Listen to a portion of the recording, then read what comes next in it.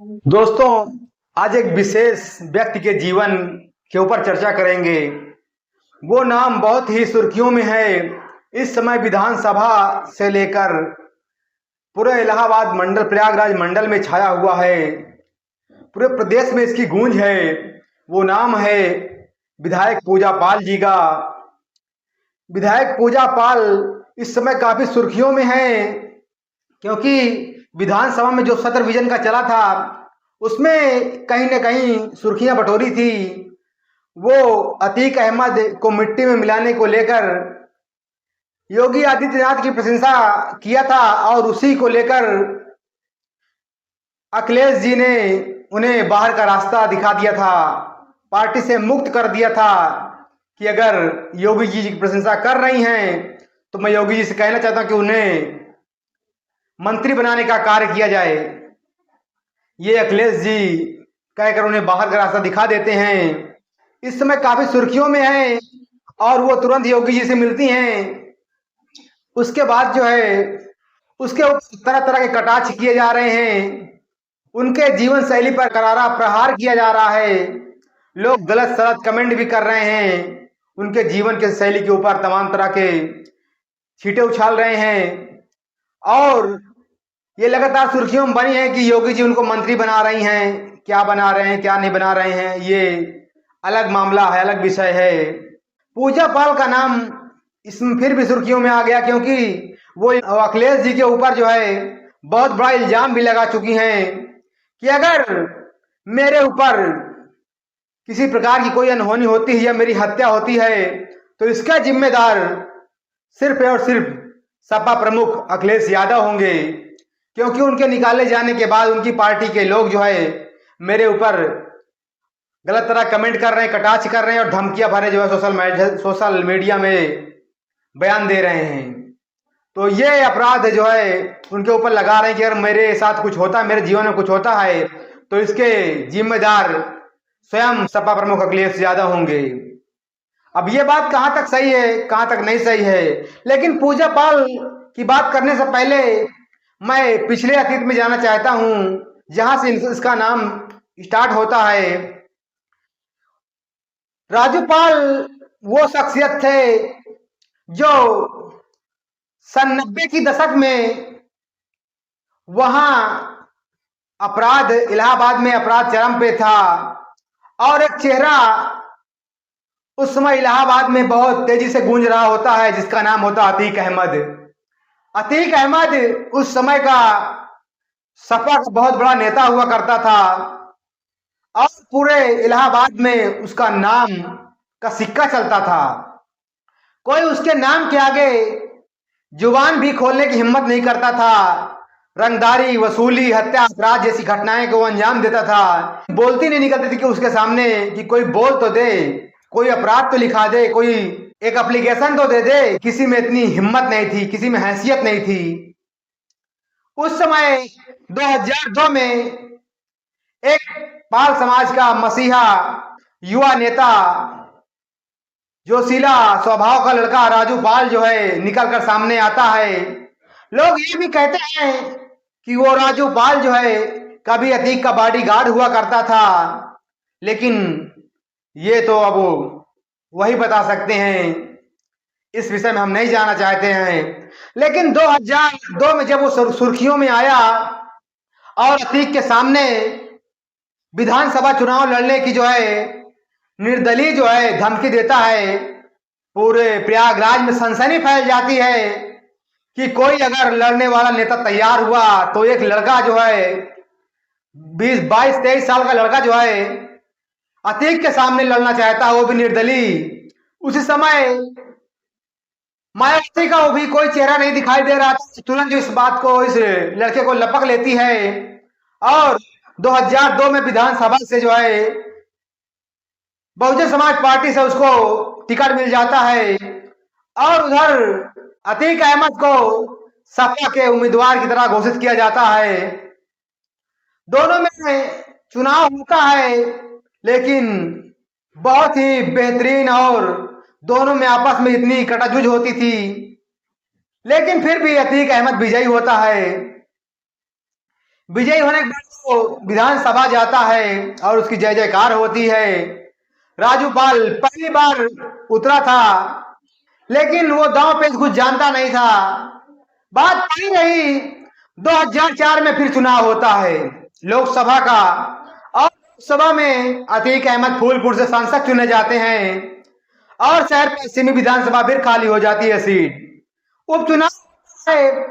उपचुनाव में लगभग 4000 मतों से राजूपाल विजयी होते हैं और अशरफ को पटकनी दे देते हैं।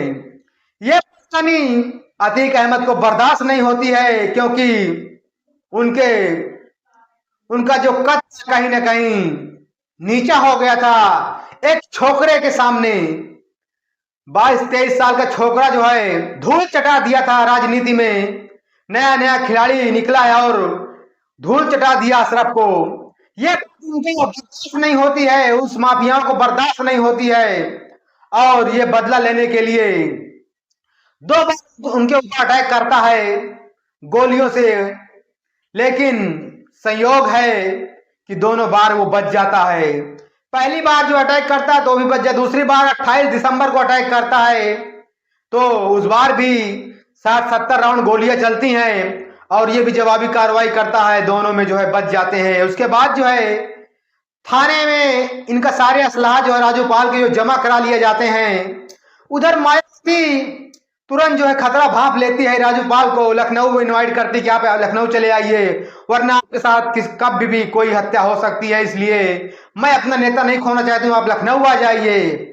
लेकिन राजूपाल जो है निडर सी जो छोरा था, 22-24 साल का नौजवान था, वो अतीक के सामने आंखें में आंखें गड़ा करता था कि एक दिन मरना तो है, लेकिन इस सरजमी में किसी के सामने घुटने नहीं टेकना है, चाहे जान ही क्यों न चली जाए।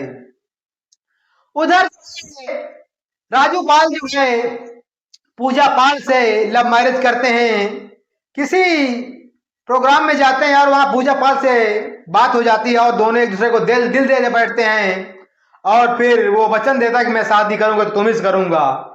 जब विधायक बन जाते हैं तो वो समय आ जाता है और फिर पूजा पाल मिलती हैं, तो बात फिर होती है, तो वो राजी हो जाता है राजूपाल की नहीं शादी हो के रहेगी।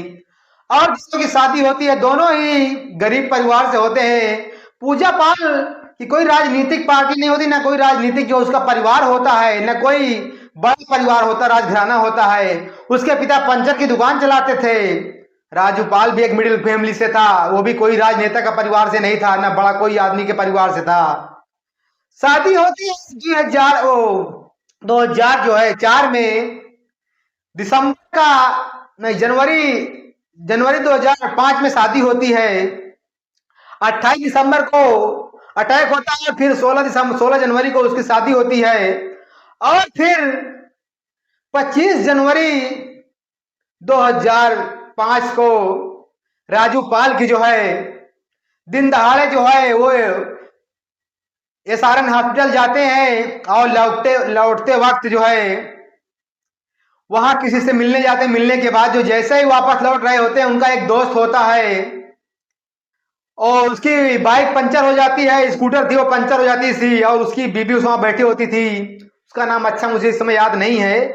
वो कहते हैं भाभी जी आप मेरे गाड़ी में बैठ लीजिए और भाई साहब करीब तेल भरा के आ जाएंगे, मैं आपको घर छोड़ दूंगा। जैसे उसको बैठाते हैं, बैठाने के बाद गाड़ी आगे चलती है, वैसे ही आगे चलने के कुछ दूर बाद ही एक वैन आकर आगे से अटैक कर देती है, और एक पीछे से 10-15 होते हैं, सब हथियार बंद लैस होते हैं, तरह तरह गोलियों की बौछार शुरू हो जाती है। जैसे बौछार शुरू हो जाती है, उधर गणतंत्र 26 जनवरी की तैयारी चल रही होती है। उसके एक दिन पहले 25 जनवरी को दिन दहाड़े एक विधायक की सपा के शासनकाल में पोषित माफिया अतीक अहमद के इशारों पर उसकी हत्या कर दी जाती है। दोस्तों इतना ही नहीं, उसको मारने के बाद जब उनका जी नहीं भरता है कि अभी जिंदा है, वो लोग जो लेकर जाने लगते हैं, फिर रोककर ताबड़तोड़ कई गोलियां छानली कर देते हैं। उसके बाद पुलिस ने जो घुमाती रहती है जब तक उसकी मृत्यु हो जाती है। उसके बाद जो है पोस्टमार्टम के लिए जाते हैं, लेकिन पोस्टमार्टम के बाद भी उनका जी नहीं भरता है। परिवार वालों को उनकी बॉडी नहीं दी जाती, डेड बॉडी जो है तक नहीं देते हैं। कहाँ उसे कब सुपुर्द खाक कर दिया जाता है, किसी को कोई नहीं पता होता है। सपा के शासन काल में एक विधायक की ऐसी हत्या होती है कि उनके परिवार को लाश तक नहीं मिलती है, जो सपा वाले इस समय छाती पीट रहे हैं। उसके बाद जो है अतीक के खिलाफ कोई अगर मुकदमा लिखाने वाला है तो वो पूजा पाल जो है, उसके हाथों से मेहंदी भी नहीं छूटी थी। एक हफ्ते का समय बीता था, वो पंचर बनाने वाली की लड़की कभी थाना के चक्कर में भी नहीं पड़ी थी, न विधायक के साथ इतना समय भी दे पाई थी कि वो राजनीति का बहुत बड़ी ज्ञानवान बन गई थी, और वो विधवा हो जाती है। साथियों, बहुत दुख की बात है कि हमारा शेर जो है मारा जाता है, लेकिन तभी राजू पाल की गूंज इस प्रयास में ही नहीं बल्कि पूरे देश में छा जाती है। अगर पाल समाज की हत्या हुई है तो वो पाल समाज पूरे देश में विख्यात हो जाता है, राजू पाल का नाम जो है अमर हो जाता है और पूरे देश भूचाल है। उसी समय उनके खिलाफ जो है हत्या की धारा मुकदमा दर्ज होता है। उसके बाद जो है फिर उपचुनाव खाली होती है और चुनाव में बम फोड़ दिया जाता है। जब चुनाव होता, वोटिंग पड़ रही होती है तो कई जगह बम फोड़ने की भी बात सामने निकल कर आती है और वोट पूरी तरह से पड़ नहीं पाता। फिर अशरफ जो है पहली बार विजयी होता है और पूजा पाल हार जाती हैं। बसपा के टिकट से लड़ी थी। उसके बाद बात चली रही, 2007 में फिर इलेक्शन आता है और फिर मायावती ने फिर पूजा पाल को अपना उम्मीदवार बनाती है। पूजा पाल फिर विजयी होती है और अशरफ पाल जो है हार जाता है। वो पूजा पाल जो है दिखा देती है पूरा पाल समाज, पूरा शहर का पश्चिमी शहर जो है, शहर पश्चिमी का एक एक आदमी आतंक से जो है जो उसका जी भर चुका था। अगर कोई लोहा लेने वाला पैदा हुआ था वो राजू पाल था और उसके सामने अब खड़ी हुई तो पूजा पाल है। इसलिए पूरा समाज एकजुट होकर पूजा पाल को वोट देता है और जो है उसको विजयी बनाकर सदन में भेजने का काम करता है। उसके बाद जो है मुकदमा स्टार्ट होता है, लेकिन उसका इतना आतंक था कि उसकी चलती नहीं थी। जितने मुकदमे में गवाह थे सबको धीरे धीरे करके कहीं ना कहीं डरा धमका कर खत्म कर दिया गया। एक समय ऐसा भी आ जाता है कि उसके पास एक गवाह भी नहीं बचते और उसको केस को स्टे लेना पड़ जाता है। लोग कहते हैं कि उन्होंने क्या किया है, इतने दुर्दांत अपराधी के सामने जो है मोहरा बनकर लड़ी है, वो अपने आप को सरेंडर भी कर सकते थे। कई बार उसको फंसाने की कोशिश किया गया है, कई भी दिया गया है कि पैसा ले लो बैठ जाओ। उनके खुद के सगे संबंधी भी अतीक से मिल जाते हैं। रंजीत पाल भी है कि उसमें दोषी पाया जाता है और मिल जाते हैं, लेकिन फिर उसके बाद जो है वो लड़ती रही। जब उसको फिर से गवाह मिले तो फिर वो केस को दायर करती है और फिर मुकदमा चालू हो जाता है। हालांकि फिर 2000 जो है 12 आता है, 12 में फिर जो है चुनाव लड़ती है बसपा की तरफ से, फिर जो है विजयी बनकर सदन में जाती है। उसके बाद जो है जब 2000 सदन में जाती है तो इधर जो है सीबीआई जांच की मांग उठने लगती है धीरे धीरे। जब मांग उठने लगती है तो कहीं ना कहीं सीबीआई को भी जो है केस चला जाता है, तो ये कुछ इसको कुछ राहत की सांस मिलती है। उसके बाद 2012 के बाद जो है 17 चुनाव है। 17 में जो प्रदेश अध्यक्ष रहते हैं सपा बसपा के, वो मोटी रकम लेकर लग्जरी 4 व्हीलर लेकर अतीक अहमद से मिलकर पूजा पाल को निष्कासित कर दिया जाता है रणनीति के तहत, और शाइस्ता परवीन को जो है महापौर का जो है चुनाव लड़ाया जाता है। लेकिन जैसे ही प्रत्याशी महापौर घोषित होती है अगले दिन पूरे जो है में बवंडर हो जाता है। मायावती को तुरंत जो है अपना जो है प्रत्याशी वापस करना पड़ता है, उसको तुरंत जो बाहर निकालना पड़ता है अतीक अहमद को, उसकी शाइस्ता परवीन को बाहर का रास्ता दिखाना पड़ता है। और उसके बाद जो है जब उसको जो है टिकट नहीं मिलता तो वो कहीं ना कहीं वो सपा भाजपा की तरफ जाना चाहती है। उसी समय रणनीति के तहत बोलती है कि मुझे शादी ब्रजेश वर्मा से शादी की गई है। और उधर उधर भाजपा की लहर आती है। 2017 का चुनाव होता है और वो पूजा पाल सिद्धार्थ नाथ के सामने चुनाव में हार भी जाती है। फिर उधर जो है ब्रजेश वर्मा की शादी की बात सामने आती है। उसके बाद जो है कहीं ना कहीं ये सब प्रमुख जो अखिलेश यादव जो है 2012 में ही अतीक अहमद को पार्टी से निकाल देते हैं क्योंकि दुर्दांत अपराधी होता है। कई आरोप इसके ऊपर लग चुके थे, इसलिए जो है कहीं ना कहीं ये छटनी करना भी शुरू कर देते हैं अपने राजनीतिक पार्टी से जो है माफियाओं को। तो उसको ये माफिया को अपने पार्टी में नहीं रखेंगे, इसलिए जो है ये पूजा पाल जो है सपा की तरफ रुख करती हैं और शिवपाल से मिलती हैं। उसके बाद जो है 2018 में कह लीजिए कि उन्हें जो है उन्नाव से लोकसभा का टिकट मिलता है। उधर साक्षी महाराज जो है भाजपा से चुनाव में मैदान में होते हैं, लेकिन अगले ही दिन इनका जो है जब ब्रजेश वर्मा का नाम आता है तो इन्हें टिकट वापस ले लिया जाता है। फिर ये ब्रजेश वर्मा का नाम गूंजने लगता है, तमाम तरह की बातें मैदान में निकलकर सामने आने लगती है। उसके बाद 2022 आता है। 2022 में चायल विधानसभा से सपा प्रमुख अखिलेश यादव ने अपना उम्मीदवार घोषित किया है।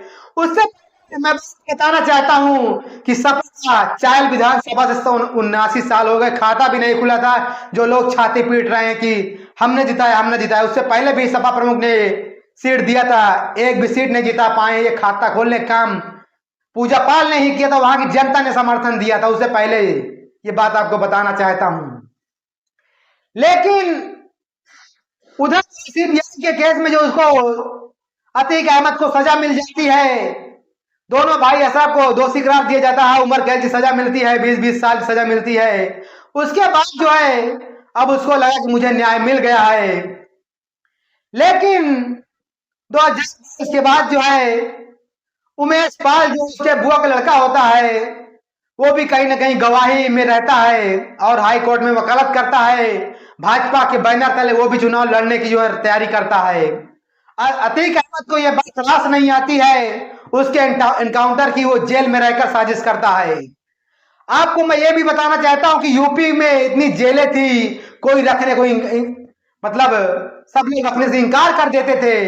इतना बड़ा दुर्दांत अपराधी प्रयागराज का माफिया, उत्तर प्रदेश की कोई जेल सुरक्षित नहीं थी उसके लिए रखने के लिए, उसको गुजरात की जेल भेजा जाता है। कहते हैं उन्होंने क्या किया, पूजा पाल ने क्या किया है।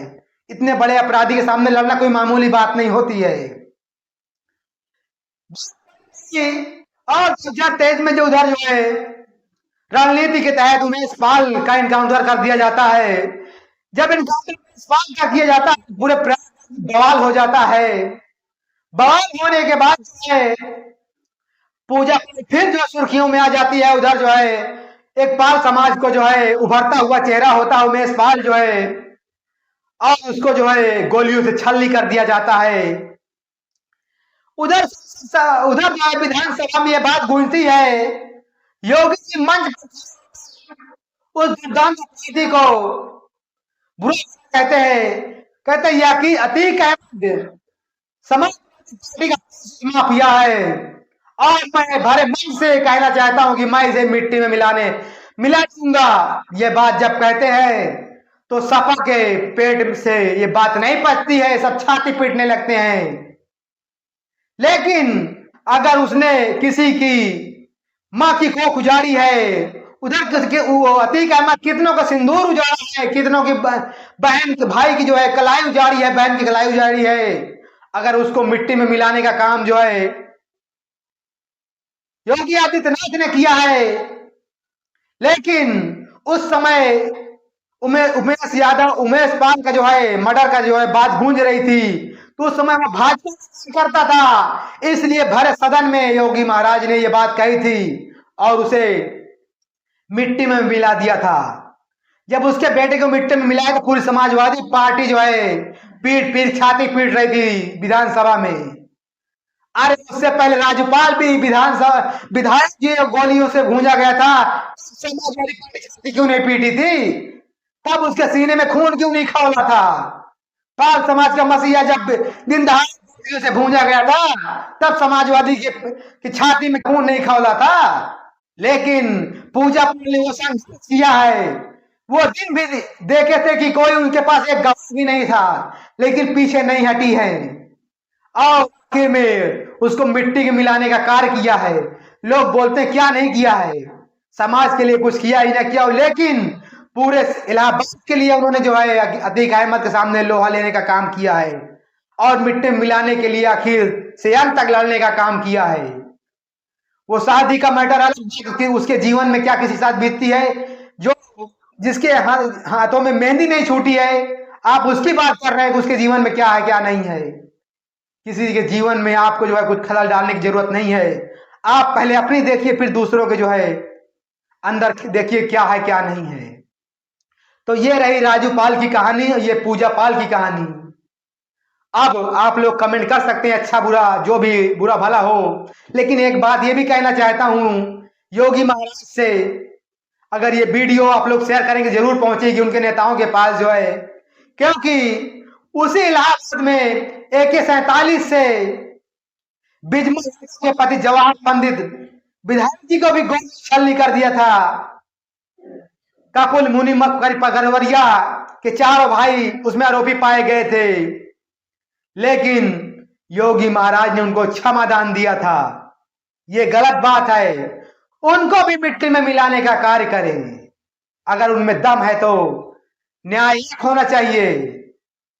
न्याय सबके लिए बराबर है, संविधान सबके लिए है। अगर न्याय करना चाहते हैं तो फिर दोहरा नीति मत अपनाएं। न्याय सबके लिए जरूरी है। वीडियो अच्छी लगी तो लाइक करें, शेयर करें, सब्सक्राइब करें। फिर मिलते हैं अगले किसी वीडियो में।